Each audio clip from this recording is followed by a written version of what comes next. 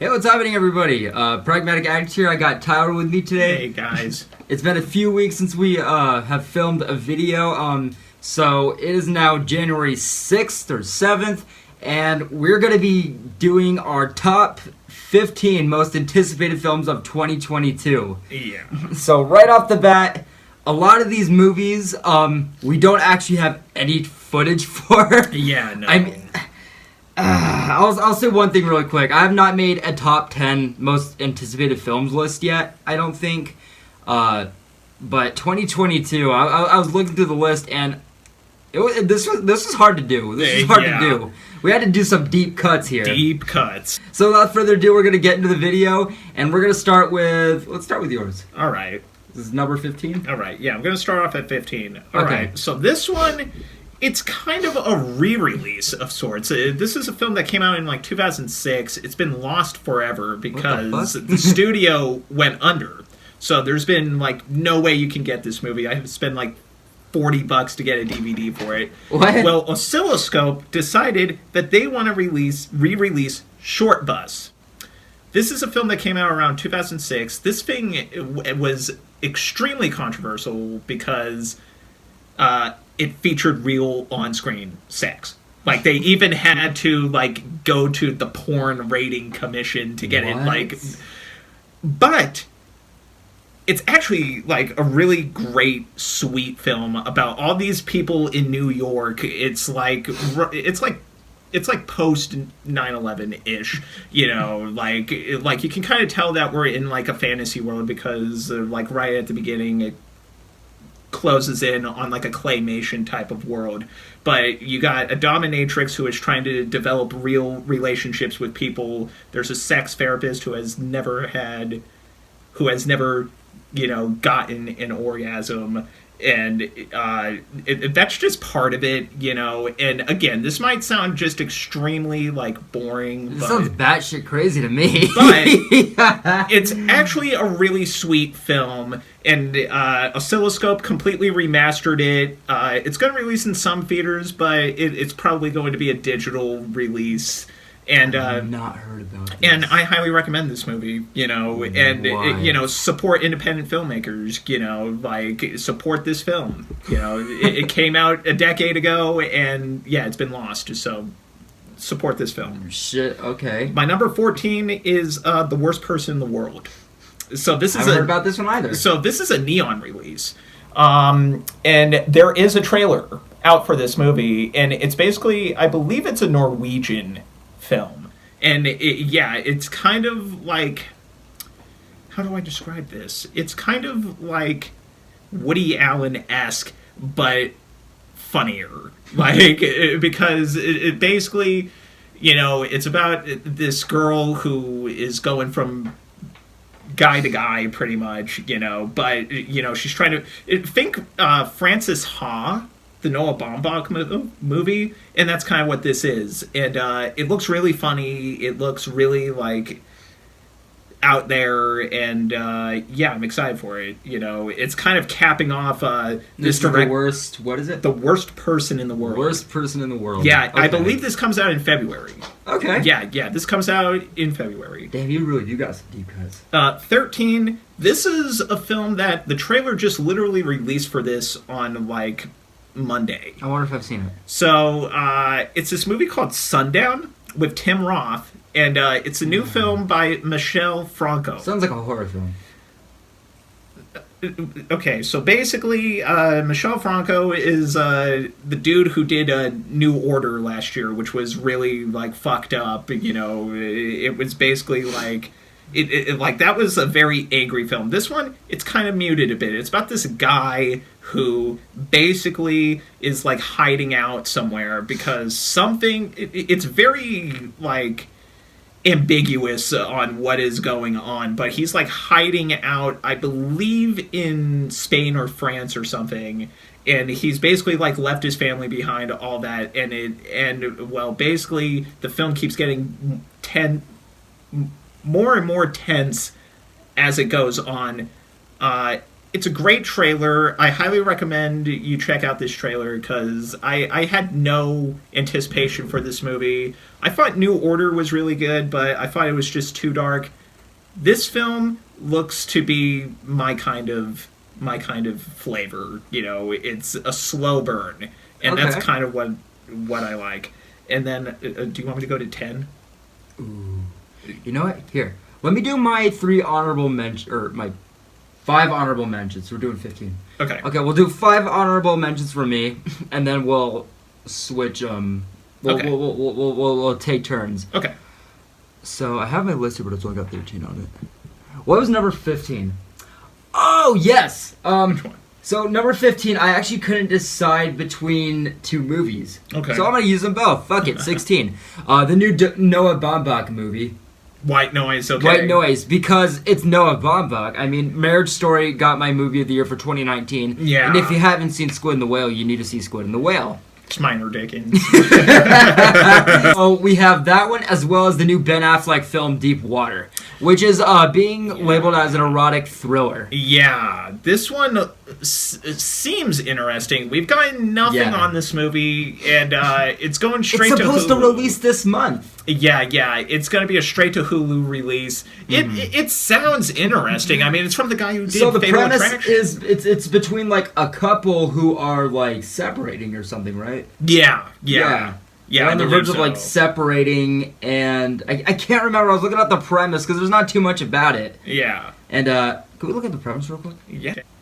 A well-to-do husband who allows his wife to have affairs in order to avoid a divorce becomes a prime suspect in the disappearance of her lover. God, that sounds so weird. Wow, What? it's 2 hours and 33 minutes. Dude, I'm in. Holy fuck, man. So, yes, No Baumbach's White Noise, as well as Deep Water.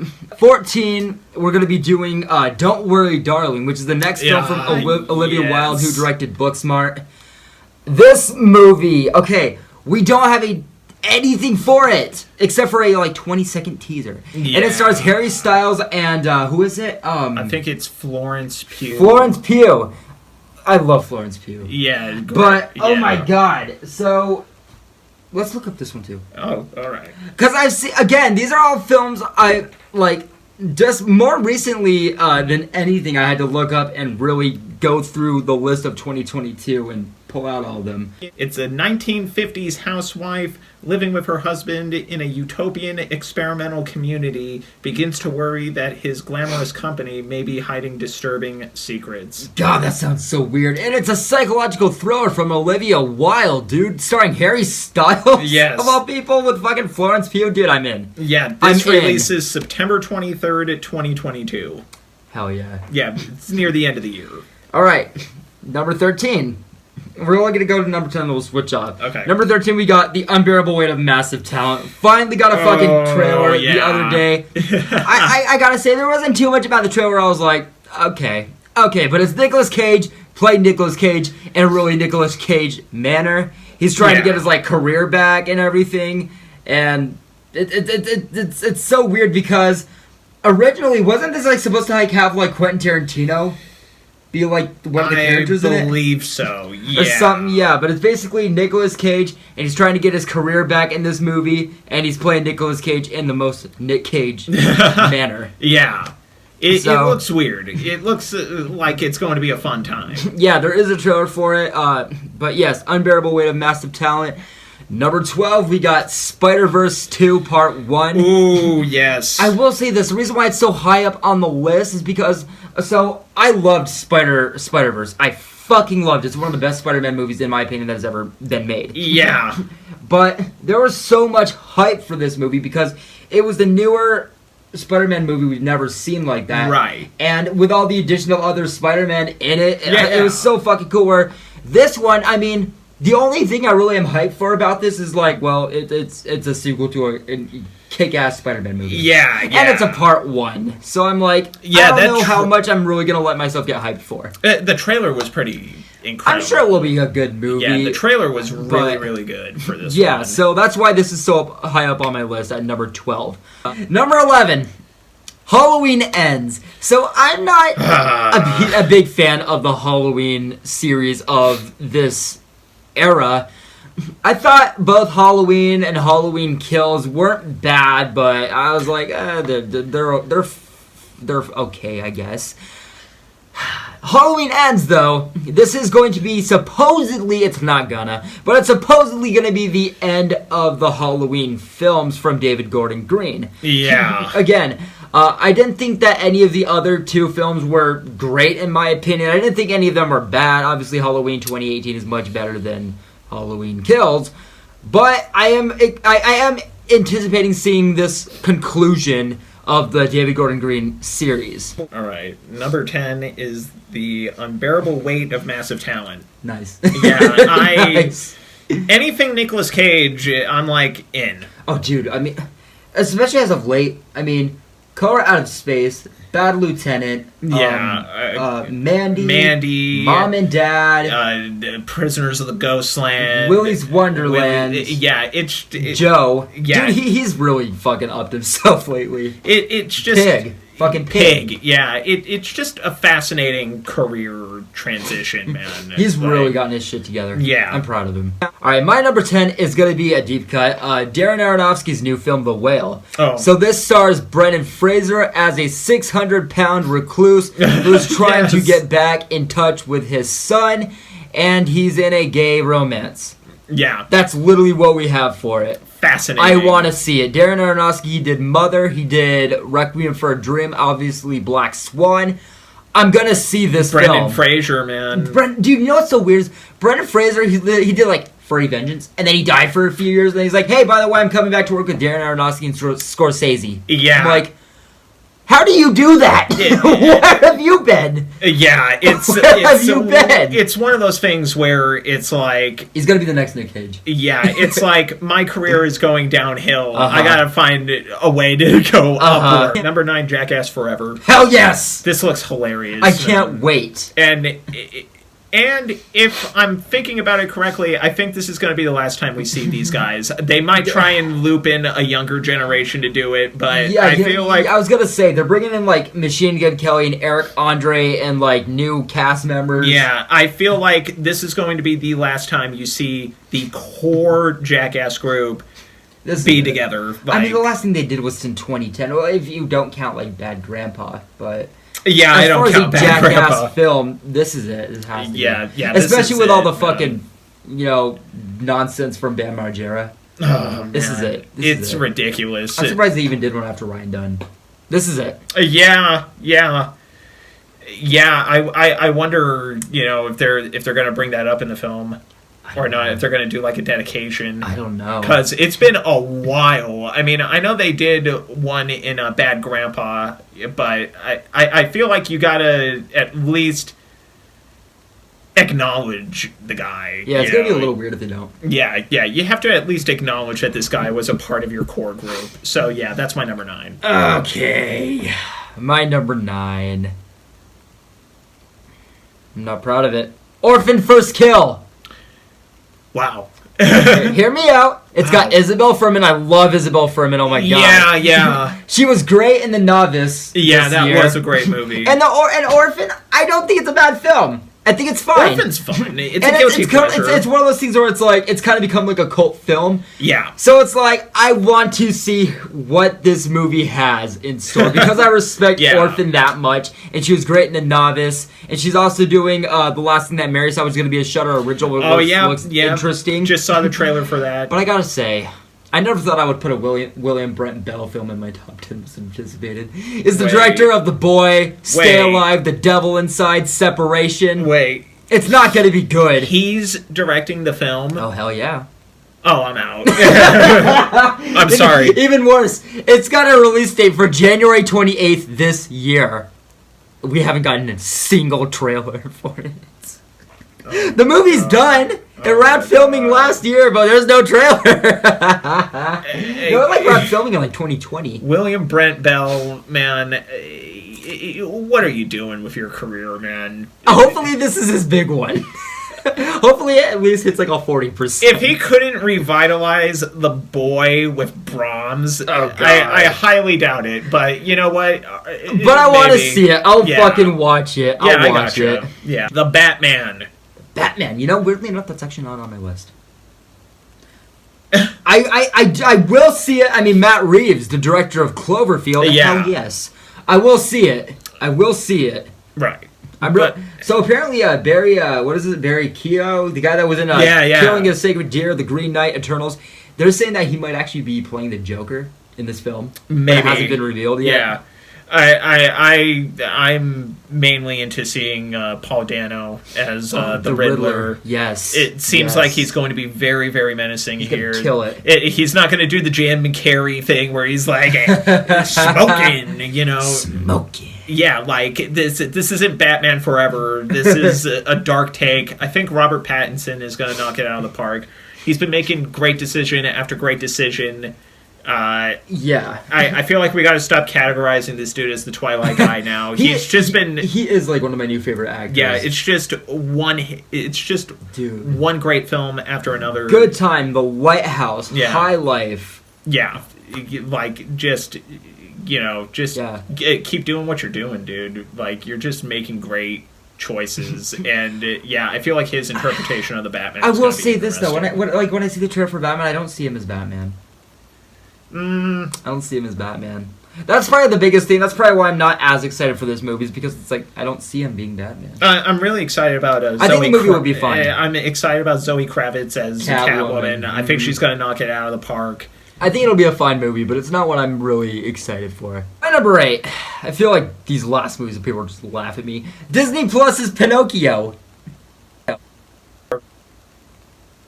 Pinocchio is one of my favorite Disney films of all time. This has got a solid cast. Oh boy. Now here's the thing. I don't know if this is actually going to be a live action or if it's going to be like a CGI film.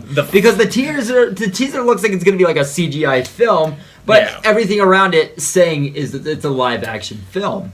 I've learned when Robert Zemeckis puts his name on a movie to proceed with caution. Tom Hanks with Keegan-Michael Key in the same movie with Joseph Gordon-Levitt as Jimmy Cricket. Yeah, no. I want to see it. No. I'm going to see it. I like Pinocchio. I want to see what they do with this one. That's my number 8. Disney Plus's Pinocchio. Wow. All right. My number 7 is a film that just had its trailer released like a week and a half ago. It's an A24 release. It's called Everything Everywhere All at Once. It's a new film by the Daniels, who did Swiss Army Man. Oh, shit. And it's got Michelle Yeoh in it, and basically she's this woman who can go into multiple dimensions, and basically when she starts doing this, she's fucking up everything. She's fucking up the whole like space-time continuum and stuff. And then you got Jamie Lee. I have seen that. Yeah, that's the martial arts looking one. Yeah. Yeah. And then you got like Jamie Lee Curtis in here as like a disgruntled. It's like supporting role. Yeah, she's like a disgruntled office worker who may have more tricks up her sleeve than initially thought. I didn't actually see her in the trailer. I was looking for her in the trailer. I didn't see her. It's because they got her under like a ton of makeup, dude. Oh shit. Yeah, they got her doing the Jared Leto. Yeah. Don't compare it to Jared Leto. That guy is just no offense, but I got words about that guy. But I'll tell you one thing: Morbius ain't on my list. My number 7. The new Ari Aster film, which IMDb is saying is going to come out this year, we don't know. But his new film, which is being described as a 4-hour horror comedy called Disappointment Boulevard. I believe it might be actually adapted from a novel. It stars Joaquin Phoenix, Nathan Lane, as well as Meryl Streep. And new Ari Aster film, 4 hours, horror comedy, Joaquin Phoenix. Motherfucker, I'm there. Yeah, I got to see something from it. And I've actually found the premise. Yeah. It is a decade-spanning portrait of one of the most successful entrepreneurs of all time. So I feel like this thing, the only horror you're going to get from this movie is, like, mental. I think it's going to deal with mental issues. I think the other thing is, if it is 4 hours long, don't expect another Ari Aster movie for a while. I feel like, I don't know if they're actually going to let him make it 4 hours, because Midsommar is supposed to be 4 hours. Yeah, I feel like I got to see something from it. I can't be excited for this. I did not like Midsommar. I got to see something from this before I'm like, yes, I'm in. Okay, my 6, The Northman. Ooh, Robert Eggers. I can't wait for The Northman. So The Witch is fucking incredible. I think it's a great horror film. Lighthouse, was not a fan of it. This film looks like The Revenant if you gave the script to that movie like an insane heavy metal polish. Like, this film looks absolutely insane. It looks awesome. Anya Taylor-Joy is like a fucking she can do like telekinesis shit and stuff. It's really, really cool. And, you know, Alexander Skarsgård just, looks pissed off the entire movie. And I'm his brother's in it too, Bill Skarsgård. Yep. Haven't seen him on screen yet, but I'm excited to see what they do with him. But, yeah, I feel like it's going to be incredible. My number 6 is a film that I don't think is going to be on anybody's list. The new Beavis and Butthead film from Paramount Plus. Okay. There is a teaser trailer for it, as well as Mike Judge was actually teasing this on Twitter. Doing some animation, which is looking like it's going to go to weird directions. But it is slated for this year. They are also going to be reviving the series this year. Yeah. On Comedy Central. And as an old school fan of Beavis and Butthead, just the ideal fact that they're releasing a Beavis and Butthead movie in 2022. Yeah. Dude, I'm there. I want to see it. I'm excited. Yeah, I think it's going to be fun. Getting into the top 5 now. The top 5. Top 5. All right, number 5. The Black Phone. Hell yes. This looks pretty intense. You know, Ethan Hawke's going around kidnapping kids, and basically the premise is, you know, there's this phone in the basement, and basically, he can hear the voices of the other victims, and they're trying to help him get out of there. Wow, so fucking weird. So weird. The only thing that worries me is it's Scott Derrickson, who did Sinister. Not a fan of Sinister. He also did that one, Deliver Us from Evil, back in, 2014, which was pretty bad. He sure did. But it's still on my anticipated list because I thought the trailer for this thing was magnificent, and I think they're going to pull out all the stops. And Ethan Hawke as a villain, you don't see that very often. His transformation is whoa. Yeah, it's going to be great. My number 5 pick is going to be Lightyear. The new film from Pixar where they're like, how do we make another Toy Story film that's not a Toy Story film, but... Obviously, I'm not as excited for it as a fucking Toy Story movie, which, after Toy Story 4, I gotta say, Toy Story 4 is the only film in the series to this point where I'm just like, what are you doing? We didn't need a Toy Story 4. We probably don't need a Lightyear movie, but it is different enough, and I'm excited to see what they're gonna bring. It doesn't really look like it's as intended for kids. I mean, I was watching the trailer and an analyzation. I'm like, this looks really fucking complicated. Yeah. It looks like it's going to confuse a lot of people. It's going to hurt a lot of heads. But I'm excited to see fucking Zurg in this movie. Yeah. I'm excited to see his origins. I wonder if they're going to do a Woody one after this. Maybe. Lightyear, it's different enough, and it's a Toy Story film that's not a Toy Story film. I want to see what they do with it. That's my number 5. My number 4 is Don't Worry, Darling. I think... Olivia Wilde is going to knock it out of the park with this movie. She's a good director. Yeah, her first film, Booksmart, was really, really good. I feel like this one is going to go to a deep psychological place, and I feel like, at the end of it, you know, I think it's going to be a pretty wild and creepy film. So, don't worry, darling. My number 4, Jackass Forever. Nice. I mean, Jackass Forever, dude. Yeah. It's been over 10 years since we got these boys back. This has been a delayed film time after time. It's up there with fucking Morbius. Yeah. Delayed and delayed and delayed. I hope it comes out next month. I really hope so. I'm curious to see, as the end game for Jackass, what they're going to bring this time around with it. My number 3 is Spider-Man Across the Spider-Verse, Part 1. What can I say about this? The first movie was so out there. It was so incredible. So fucking good. People are like, No Way Home. I'm like, no, I'm waiting for Spider-Verse. I'd much rather watch Spider-Verse. Yeah. Yeah, he knows what I'm talking about. No Way Home was fine, but... Yeah. I'm hyped for this. Yeah, I'm more a Miles Morales guy, and yeah, I feel like it's going to go to trippier places. So yeah, Across the Spider-Verse Part 1. Hell yeah. My number 3 pick, The Black Phone. Nice. Okay. So obviously what he said, Scott Derrickson and Ethan Hawke collaborating again after Sinister. The only thing with this one is that this has got rave fucking reviews right now. I think it holds like 100% with like whatever X amount of fucking reviews. Yeah, it played at South by Southwest last year. Yeah, and it's getting rave reviews. Again, like you mentioned earlier, Ethan Hawke's transformation. It's like, when do you see Ethan Hawke being this version of Ethan Hawke?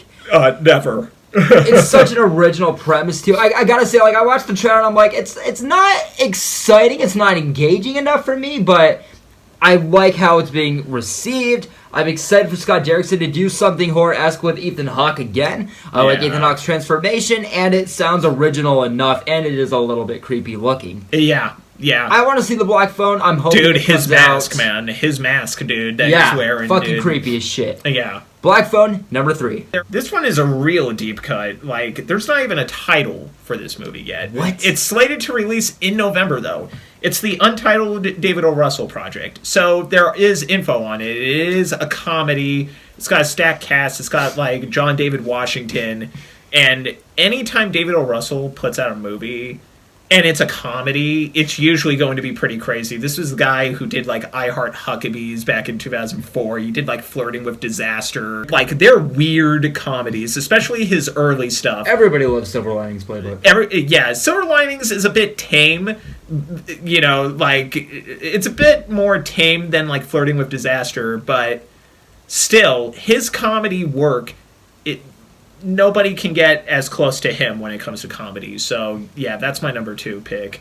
My number 2 pick, The Northman. Nice. Again, Robert Eggers coming back, the director of The Lighthouse and The Witch. This is the actual first film from him. That is not an A24 film. It is releasing from Focus Features.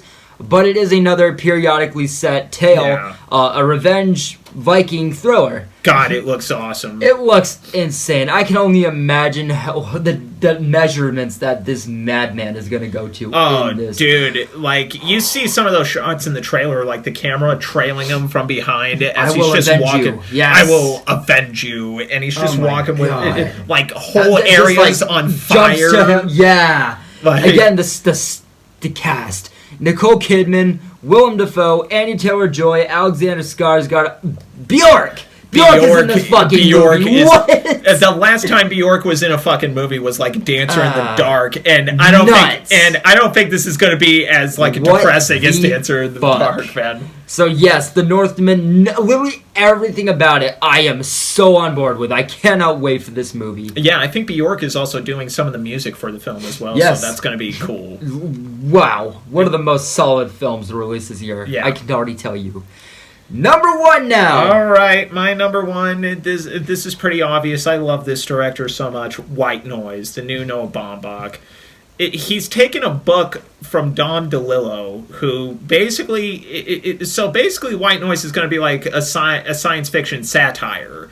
And, you know, the source material is very, very weird. And I think it's going to be Baumbach's, like, biggest movie that he's ever done. Even though you're not going to lose that Noah Baumbach wit, like, you know, like, I think you're still going to have those comedy elements, but yeah, it's going to be in a different genre that he's never really done before, and I think Adam Driver's in the movie. Hell yeah. Yeah, so that right there, I'm like, sign me up. You know, so yeah, White Noise, Noah Baumbach. Don't ever count Noah Baumbach out. I don't think the guy has ever made a terrible movie. No. He has never made a terrible movie. He's made okay films like Margot at the Wedding or like Greenberg, you know, but even those films are infinitely more watchable than most of the shit that comes out nowadays. So he's one of the most, like, unique directors out there. Yeah. My number 1. Obviously, we got Jordan Peele's new film, Nope. We don't know anything about this movie. It does star Stephen Yeun, Kiki Palmer, as well as Daniel Kaluuya. This is the 3rd film from the director of Get Out and Us. Both great films. Both some of my favorite horror films of recent years. Jordan Peele, Of course, this is my number one film. This is, again, the plot is still being very tightly under wraps. All we know is that it is going to be used with IMAX cameras. I don't know if it's going to be an IMAX 3D or whatever release. I don't think it's going to be 3D. It's interesting as hell. It seems like he's still doing like what he can to up himself from past like releases. So obviously, nope. Obviously, Jordan Peele is going to be on this list. I cannot wait. There's no movie I'm more excited for than Nope. Again, a lot of films on this list we don't have anything for. I'm surprised this was not on your list anyway. Dude, I'm pretty well known, or people pretty much know, I'm not a fan of Us. I am not a fan of his The Twilight Zone, and I'm also not a fan of his Candyman, which he wrote. I wasn't a fan of Candyman. Okay, I didn't hate Candyman. I wasn't a big fan of it, though. Same thing with Twilight Zone. I didn't hate it, but I wasn't a fan of it. Both like in the 5s out of 10s. Yeah, Us is like a 4 out of 10 for me. That's an 8. That's a solid 8.4. I think the twist in that movie is ridiculous. But I mean, it's definitely not as bad as Candyman. Yeah, really? Candyman is terrible in my mind. They took a film, I didn't like Candyman, but I didn't hate it. They took a film. Like, remaking Candyman should be the easiest thing you could do. Like, you have an original film, and they still failed. The way that I saw was like, there's only so much you can do with a modern day Candyman. Definitely better than this. I mean, you know. But again, I'm definitely going to see Nope. I'm just not as excited for this thing as most people. I think Jordan Peele needs to prove himself. I'm sorry, but when they released the title for it, that was terrible title. That was the biggest thing for me. I was like, that's a placeholder, right? That's a placeholder, right? Nope. That is the title of the movie. Yeah, let me get one ticket to Nope. Yeah, let me get. Just don't see that. Yeah, give me a ticket for Nope. Wow, but yeah, I'm not counting this movie out. I'm just like, I'm not as excited for it as most people. Because, yeah, I just have not been a fan of his work since Get Out. Like, Get Out is one of those... And again, you know, I'm not expecting these movies to perform on the same level as Get Out. It's just, they don't work. Get Out was lightning in a bottle. Yeah. Like, that film, as a story, is engaging to watch. Us, when you know that twist... rewatchability is out the window. Like, see, I'm total opposite. I love rewatching the movie, and I feel like every time I see the ending, the more interesting it gets. The more I think about it. And I gotta be honest, I couldn't stand Lupita Nyong'o's accent in that movie. Oh, okay. The tethered voice. I couldn't stand it. And then when you found out why she has that voice, I was like, oh. But yeah, Nope. I can see why you'd put it on your list. And I'm not going to count it out. I'm probably going to check it out as well. But yeah, I'm not as excited for it right now. But hopefully my mind can be changed when I see the trailer and I see the film. Oh, I can't wait for that trailer. Hopefully none of these films get delayed. Yeah, Morbius already got delayed. Black Phone got delayed. Like we are in the thick of it right now. Let me look at my list and see which one of these films got delayed. Orphan's totally getting delayed. It's not coming out in 2 weeks. No. Unless if it's coming on Jackass HBO Max. Did get delayed, but hopefully it doesn't get delayed further from February. Yeah. Like, basically at this point, I would be surprised if a lot of these films didn't get delayed. You know, we're pretty much in the thick of it right now. The pandemic is still ongoing. Yeah. But the film is still going to be there at the end of the day. You know, it's still going to release. I'm not going to cry a river. I'm sorry, but we're in a time where we got a new Spider-Man film. Dude, when I was in that theater, I was sitting next to strangers the next scene. I was like, oh my gosh. Yeah. When did this happen last? But it's a beautiful time. It's a beautiful time, but then, you know, look at, like, all the cases that are going on right now, you know. Right. It's like, it's a beautiful thing to see happen, but it's also like, yeah, you gotta be careful. There are risk factors. Yeah, you gotta be careful, you know. Like, proceed with, I love going to the movie theater. I'm gonna support most of these movies in the movie theater. But you got to take in your own risk factors, and you got to go with your own caution. Yes. Yeah, go with your own caution. If you don't feel safe going to a movie theater, don't do it. Me, I feel pretty safe. I'm pretty safe when I go to the theater. I try not to sit next to a lot of people. Yeah.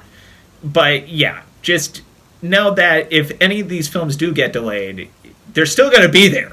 Even if it gets delayed till next year, there's going to be plenty of other films, whether they're streaming or theatrical. I think we need to stop freaking out about delays so much, because we get so many films. And by the way, you know what? Before we sign off completely, I think I know what they're going to do with Orphan. I think it's going to become an HBO Max. It's going to be a Paramount Plus title. It's Warner Brothers, I think. But Paramount did pick it up. They did. Mm-hmm. Oh, well then, yeah, that's going to Paramount Plus. It's got a release for January 28th. I don't think it's going to come out that day, but I do think that's going to become streaming. It's going to come out later on in the year, but it will be a Paramount Plus title. Yeah. They're not going to release that damn thing in theaters. And if they do, it'll be like select theaters, I'm sure. Or it'll just bomb. Like basically, if your film isn't Spider-Man No Way Home right now, it's dead in the water. Let's just be honest. It's dead. Right. It's look at Morbius. People think that movie got delayed though because they're trying to shoe in a cameo, but I think Well, Michael Keaton did say recently last year around the time that No Way Home was releasing, he was like, "Oh yeah, I'm filming some scenes for Vulture." Shh. And it's like people were like really excited because they're like, "Oh shit, is the Vulture going to be in Spider-Man No Way Home?" But he didn't. He wasn't obviously. So he's probably, and he is in Morbius. Well, yeah. We've seen him in a trailer. Yeah, so I think that, and obviously there are connections with Morbius to the Spider-Man universe. Yeah. There's like the Oscorp Tower, and then there's the Daily Bugle and everything. So they are doing that thing with like the multiverse being teased. Yeah, we'll see where they go with it. Like I'm gonna be. What's weird though is that was supposed to come out before Spider-Man No Way Home. Yeah, I know. So how far really is it gonna go? It's such a weird film to think about. It's so fucking weird. One more thing. I think a lot of the movies on your list I could see getting delayed. A lot of the stuff on mine, they're going to be digital. I'm going to see 3 of these movies this year. But that is going to do it for our list. We will be doing other lists as well as like the least favorite films of 2021. Oh, that's going to be a fun one. That'll probably be the next video. But yes, let us know what you guys thought about the video down below. Let us know your guys' most anticipated films of 2022. And we will see you guys in the next video. Yep. See you later, guys. Take care.